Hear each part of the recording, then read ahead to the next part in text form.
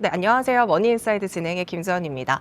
오늘은 신영증권의 엄경아 연구위원님과 함께 조선주 투자에 대한 전략 알아보도록 하겠습니다. 연구위원님, 안녕하세요. 네, 안녕하세요. 네, 안녕하세요. 저는 신영증권에서 조선업과 운송업을 담당하고 있는 애널리스트 엄경아입니다. 최근에 이제 3사의 실적들이 발표가 됐는데 네. 3사의 실적이 꽤나 다 잘 나왔습니다. 1분기 영업이익이 2조 원을 돌파했다 이런 얘기들이 나오고 있는데 슈퍼사이클에는 여전히 문제가 없다고 보면 되는 걸까요?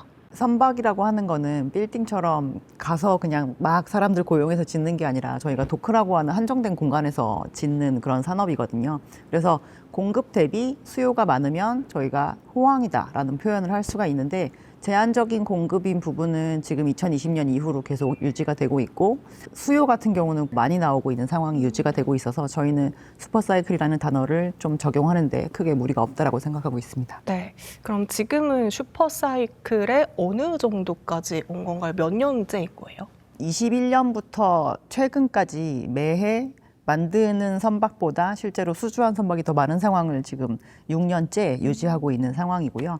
어느 만큼까지 흘렀다라고 본다면 이제 얼마만큼 계속 교체 수요가 나와주냐가 관건인데 지금 전 세계에 있는 10만 척의 선박 중에서 저희가 대체 연료로 가동할 수 있는 선박의 수가 아직 누적 기준으로 3천 척이 채 되지 않는 상황입니다. 그래서 진행률로 본다라고 한다면 지금 굉장히 초입이다라고 보셔도 될 것 같습니다. 지금 조선업 호황의 핵심 중에 하나가 또 LNG 운반선인 거잖아요. 그게 지금 이번 실적에 22년, 23년의 인도 물량에 대한 실적이 이제 찍힌 건가요? 22년, 23년에 수주한 선박이 네. 이제 지금 만들어서 저희가 매출로 인식을 한 상황이다라고 보시면 될 것 같고요.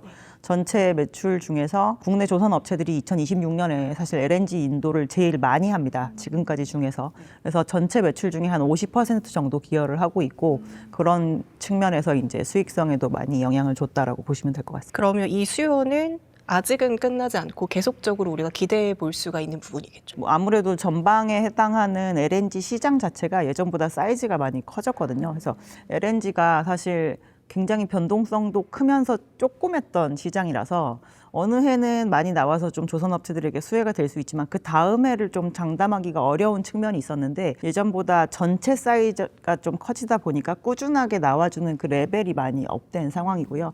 우리나라의 3사 조선업체가 풀 가동이 되면 1년에 LNG 캐리어를 한 70척 정도 만들 수 있습니다. 근데 전 세계적으로 이제 매년 한 50에서 70척 사이 정도의 수요가 나올 수 있을 정도의 시장은 형성이 됐기 때문에 앞으로도 좀 기여하는 바가 크지 않을까라고 보고 있습니다. 그러면 3사 중에서 이 생산에 대한 캐파가 가장 높은 회사는 어디인 거예요? 울산에 있는 HD 현대중공업이라고 보셔야 될 것 같고요. 아주 단순하게 체감을 하시라고 저희가 도크라고 얘기하는 그 설비가 몇 개 있는지 비교를 좀 해드리면 지금 울산에 있는 현대중공업은 14개를 보유를 하고 있는 상황이고요. 거제도에 있는 데 중에 삼성중공업은 원래 설비가 8개였었는데 2개를 꺼트려 놓고 있다가 6개 상태에서 올해 이제 다시 7개 체제로 갈 예정이고 하나오션 같은 경우는 이제 과거에 저희가 불황기가 되기 이전에는 7개의 설비를 유지를 하고 있었는데 그 사이에 2개를 처분을 해서 지금 현재는 5개이고요. 지금 신규 투자하고 있는 설비가 가동이 되면 내년에는 6개 체제 정도가 될 것 같습니다. 그래서 단순 그 설비 수로 보면 거제도에 있는 2개의 회사를 합쳐야 이제 울산에 있는 사업장 사이즈 정도가 된다라고 보시면 될 것 같아요. 지금 보면 발주도 많이 늘어나고 있고 신조선가도 계속 올라가고 있잖아요. 그럼 이렇게 된다면 앞으로 인도되는 물량이 더 높은 선가로 수주를 할 수 있고 그럼 수익성 피크는 조금 나중에 생각을 해봐도 되는 거죠. 예, 그래서 원래는 2020년 여름부터 네. 24년 9월 말까지는 선가가 올랐고 그 뒤로 저희 한 1년 반 사실 쉬었습니다. 근데 이게 달러 기준 성가로 오르는 것이 끝났을 뿐이지 실질적으로 24년 4분기부터 25년 내내 환율이 굉장히 높았잖아요. 그래서 원화 기준 성가로는 계속 오른 상황을 유지를 했었기 때문에 25년까지 수주한 것으로 소위 얘기하는 이제 조선 업체들의 그 판매 단가는 올라갔다라고 얘기를 할 수가 있고요. 그것들이 보통 28년 정도까지 인도가 되기 때문에 저희가 조선 업체들의 그 생산량이 크게 늘어나지 않아도 단가 개념으로는 28년 정도까지는 계속 실적이 좋아질 수 있다라고 말씀을 드릴 수 있는데 최근 들어서 이 가격 지표가 다시 변곡점을 형성을 하면서 올라가고 있는 상황입니다. 제가 과거랑 조금 비교를 해서 생각해 보면 2006년에도 조금 유사한 사례가 있었거든요. 앞서 몇 년에 걸쳐서 이미 선가가 오르면서 시황이 굉장히 좋았었는데 2006년은 그때 당시 산업재 호황의 약간 관망기, 중간 관망기 정도에 해당이 되었던 것 같아요. 근데 이제 그 부분이 관망을 해서는 안 되겠구나라는 것들이 이제 선주의 생각으로 좀 모여지면서 2007년에 굉장히 폭발적으로 가격이 올랐었거든요. 그래서 올해도 약간 그런 모습을 보이고 있는 상황이기 때문에 지금 수주하는 것으로 저희가 이제 29년, 30년 이럴 때까지도 실적에 대한 개선 추세가 이어질 거다라는 얘기를 아마 올 연말쯤 되면 드릴 수 있지 않을까 싶습니다. 뭐 올해만 하더라도 조선 3사의 영업이익이 10조를 돌파할 것이다 이런 전망치도 나오고 있잖아요. 사실 반도체도 실적이 잘 나오고 있고 수주 잘 되고 있고 앞으로의 전망치도 좋으니 주가가 지금 포텐을 터뜨렸던 것처럼 조선도 비슷한 흐름 이어질 거라고 생각하시나요? 사실 과거랑 비교를 해보면 이렇게 좋은 실적이 여러 분기 났던 적은 없거든요. 네네. 과거에는 폭발적으로 시황이 굉장히 좋았었지만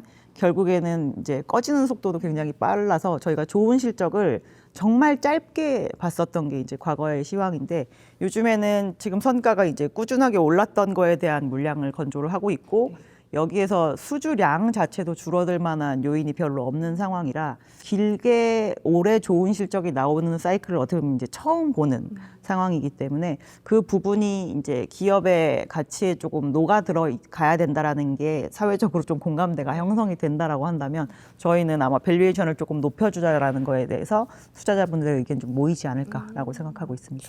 그리고 또 주목할 만한 점이 지금 조선 3사들이 본업을 굉장히 또 잘하고 있지만 AI라는 이슈가 조선주에까지도 같이 붙고 있는 것 같아요.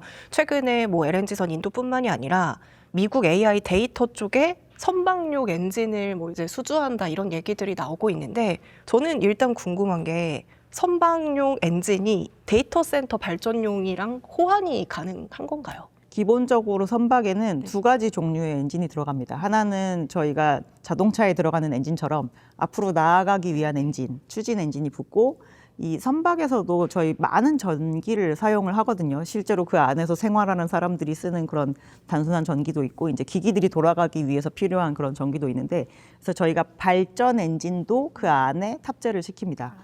이게 제한적인 선박이라는 공간 안에 있으니까 얼마나 그 컴팩트하게 만들어진 엔진이겠어요. 그래서 과거에도 원래 조선 업체들이 이 엔진들을 여러 세트를 묶어서 개발도상국 같은데 이거를 여러 세트를 납품을 하면 그냥 하나의 발전소를 형성할 수 있는 그런 부분입니다. 그래서 이 AI라는 단어가 붙어서 굉장히 이제 더 민감하게 생각을 하시는 것 같은데 결국 이 모든 이 문제의 원인은 전력이 부족한 거잖아요. AI 데이터 센터를 돌리려고 하는데 전력이 부족한 건데 이 전력을 공급을 하기 위해서 대단위의 발전소를 짓기 이전에 사실 중간 브릿지 역할을 하는 그 전력원이 되기에 가장 적합한 형태의 그런 발전 엔진이라고 보시면 될 것 같습니다. 그래서 원래도 선박용 박용 엔진을 만드는 회사들이 육상용 엔진 사업 부문을 가지고 있었고 그들의 홈페이지나 이런 데를 들어가 보시면 실제로 육상에서 그 발전단지를 조성했었던 레퍼런스가 굉장히 많이 쌓여 있거든요. 근데 이게 이제 AI에 적용이 되다 보니까 이게 연관이 있는 거야 라고 생각하시는데 실제로 전력 부족을 해결하기 위한 솔루션으로 제시가 된 거다라고 이해하시면 될 것 같아요. 그러면 이 데이터 센터 엔진 수요 때문에 기존의 선박 엔진에 대한 뭐 캐파가 충돌한다거나 이런 일은 발생하지 않겠네요. 그렇게 될 만큼 납품량을 저쪽으로 아마 전환 배치하지 않을 거라고 저희는 생각을 하고 있고요.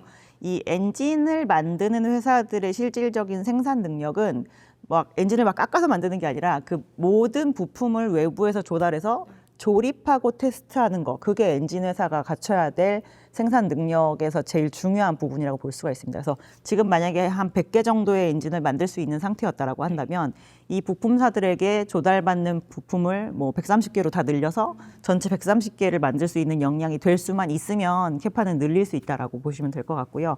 요즘에 이제 워낙 수요가 좀 많이 늘어나고 있는 상황이기 때문에 이 부분에 대한 증설들도 어느 정도는 조금 고려를 하고 있는 것으로 파악이 되고 있습니다. 그럼 우리가 앞으로의 조선사들의 실적을 체크해 본다면 LNG 쪽에 여전히 조금 더 집중을 해야 되는 건가요? 아니면 이쪽 엔진으로도 우리가 좀 생각을 해봐야 되는 건가요?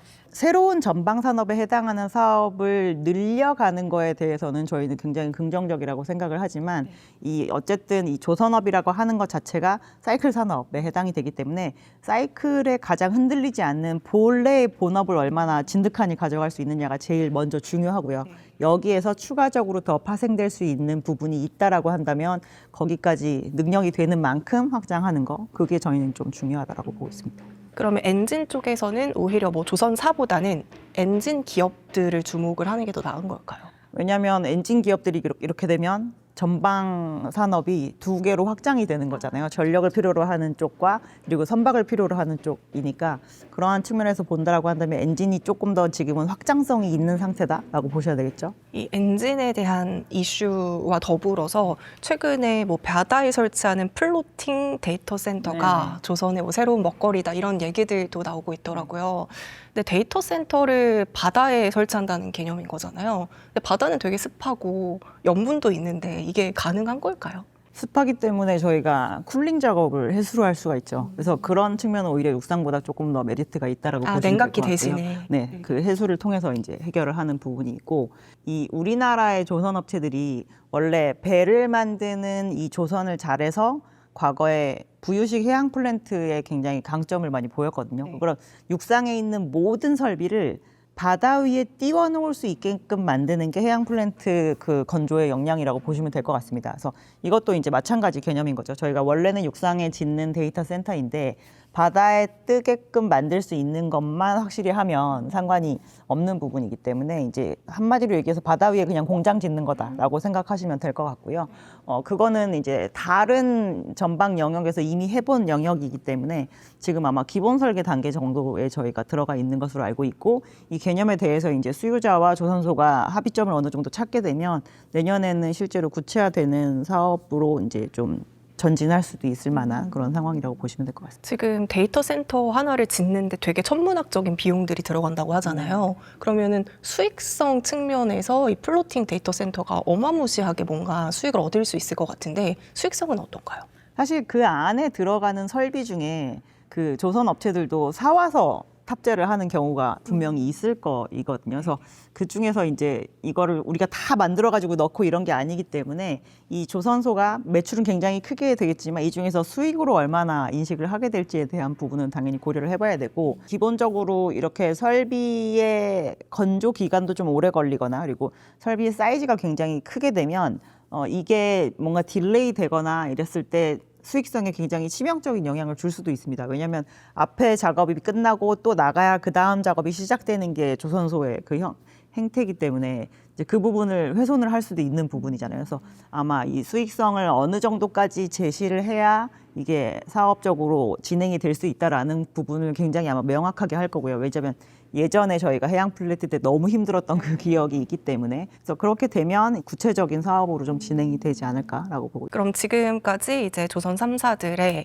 본업에 대해서도 이야기했고 앞으로 새로운 먹거리에 대해서도 짚어봤는데 또 우리가 주목해야 할 만한 조선의 좀 특징적인 게 있을까요? 일단 이번 사이클이 왜 생겼느냐에 대한 부분을 명확하게 저희가 인지를 좀 해야 되는 게 중요한 것 같아요. 과거에는 저희가 전방 산업에 해당하는 해운업이 좋으면 그 호조를 타고 조선으로 이제 뭔가 배를 새로 만들어 주세요라고 하는 요구 사항이 들어오는 거지만 지금은 그냥 쓸 수 있는 정도 수준의 선령인 배도 환경 규제가 자꾸 바뀜으로 인해서 친환경 선박으로 전환을 하는 과정에서 지금 계속 선박의 수요가 많이 생겨나고 있는 상황이거든요. 그래서 그러한 부분이 실질적으로 길게 조선 업체들의 수익성과 앞으로의 먹거리를 책임질 거라고 보기 때문에 그 부분에 대한 거를 항상 짚어보시는 게 좀 중요할 것 같습니다. 네, 그런 말씀을 들어보면 조선업도 굉장히 되게 좋아 보이는데 또 이제 영상을 보시는 투자자들 입장에서는 ETF가 아니라면 어떤 종목을 좀 명확하게 짚어내야 되잖아요. 이제 각 3사마다의 좀 특장점, 매력들 이런 것들이 좀 다를 것 같은데 어떻게 보시는지 궁금합니다. 일단 울산 지역에 있는 HD현대중공업 그룹은 전체적으로 아까 말씀드렸지만 일단 사이즈가 가장 크고 저희가 본업에 해당하는 조선업의 매출 비중이 누구보다도 높은 회사입니다. 근데 좀 특이하게 저희가 지금 조선업에서 막 거론되는 모든 주제가 그 회사 하나로 다 설명할 수 있을 정도로 그 저변이 굉장히 넓거든요. 상선도 하고 있고 저희 군함인 특수선도 하고 있고 그리고 엔진도 자체적으로 만듭니다. 유일한 회사라고 보시면 될 것 같고 해양 플랜트도 많이 진행을 하고 있어서 만약에 조선업과 관련된 이 여러 가지 이슈를 다 갖고 있는 그런 면모가 있었으면 좋겠다라고 한다면은 이제 울산에 있는 HD 현대중공업 그룹에 대한 관심도를 높게 가져가시는 게 저희는 좀 좋을 것 같고요. 거제도에 있는 두 개 회사를 조금 비교를 해드리면 두 회사 다 상선을 열심히 한다라는 부분에 있어서는 뭐 공통적인 부분이 있지만 나머지 사업부에 대한 집중도는 좀 크게 차이가 나는데 하나오션은 요즘에 캐나다 잠수함 얘기도 많이 들어보셨겠지만 이 방산과 관련된 그 부분에 대한 투자를 점점 많이 하고 있는 상황이고요. 삼성중공업은 3개의 대형 조선 업체들 중에서 해양 플랜트 쪽에 대한 투자를 과거부터도 좀 큰 규모로 했었던 그런 부분이 있습니다. 그래서 사업 부문마다 어떠한 부분이 이슈가 되고 안 되고 이렇게 왔다 갔다 할 텐데 그 부분에 있어서는 이제 명확하게 하나는 방산, 그 삼성은 해양 쪽에 조금 더 특징을 많이 가지고 있구나라고 생각하시면 될 것 같습니다. 그러면 3사 중에서는 HD 현대중공업이 가장 좀 좋게 보시는 종목이고 기자재나 이런 쪽에서는 어떤 종목이 매력적일까요? 기자재는 당연히 필수 기자재를 보셔야 돼요. 저희 조선에서 배들이 굉장히 여러 종류가 있잖아요. 그래서 특정한 선박에만 들어가는 기자재를 만드는 업체들은 그 선종의 업황을 탑니다. 어떨 때는 LNG가 좋을 수도 있고 어떤 때는 LPG가 좋을 수 있고 또 막 유조선이 좋을 때도 있고 한데 그거와 상관없이 모든 선종에 다 들어가는 기자재를 접근을 하시는 게 이 업에서의 낙수 효과라고 볼 수 있는 그런 부분을 저희가 누릴 수가 있거든요. 그래서 가장 필수 기자재이면서 선박 관련 중에서 특히나 친환경 선박이랑 제일 연관성이 높은 기자재는 엔진입니다. 왜냐하면 다른 연료로 엔진이 돌아가게끔 만들어주는 그 기술이 지금 친환경 선박을 만드는 데 있어서 핵심 기술에 해당이 되거든요. 그래서 엔진과 관련된 회사는 상장사 중에 일단 HD 현대중공업이 엔진 사업부를 내부적으로 가지고 있고 그 추진 엔진으로 하나 엔진도 그 사업을 진행을 하고 있고요. 과거에 STX 중공업이었던 HD 현대마린 엔진도 그런 추진 엔진을 만드는 회사이고요. 아까 앞서 말씀하셨던 그 발전 엔진 쪽 같은 경우는 HD 현대중공업의 엔진 사업부의 힘센 엔진이 이제 그 부분이고 하나 엔진은 원래 이 사업을 중단했다가 거의 한 9년 정도 만에 지금 재개를 해서 이번에 발전 엔진을 다시 만들기로 했고 상장사 중에서 STX 엔진이 선박이 들어가는 발전 엔진을 만들고 있는 그런 회사입니다. 사업 포트폴리오가 조금 스펙트럼 넓은 기업들이 유리할 수가 있겠네요. 아무래도 그럴 수밖에 없겠죠. 네. 시황을 덜 탄다라고 보시면 될 것 같습니다. 네, 그러면 이제 조선주를 투자하시는 분들 중에서 이런 변동성을 어떻게 대응해야 되는지, 어떤 마음가짐을 갖고 조선주를 투자해야 되는지도 짚어주시면 좋을 것 같습니다. 어떤 산업을 투자를 하시던 그 산업의 가장 본업에 해당하는 요인이 흔들린다 안 흔들린다 이거를 체크를 항상 하셔야 될 것 같고요.